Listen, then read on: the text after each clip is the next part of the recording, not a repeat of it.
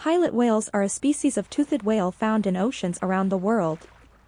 They are social animals, living in pods of up to several hundred individuals, and are known for their strong social bonds and complex communication. Pilot whales have a distinctive appearance, with a bulbous head, sleek black or dark gray body, and long, pointed flippers. They are carnivores, feeding primarily on squid and fish, and have been known to dive to depths of up to 600 meters in search of prey.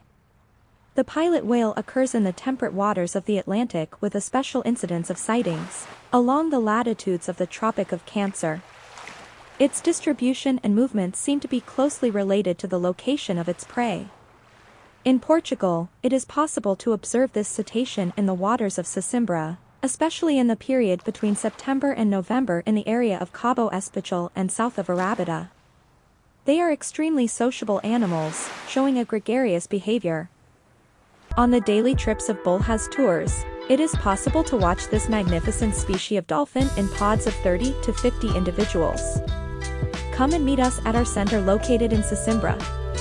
Let's explore.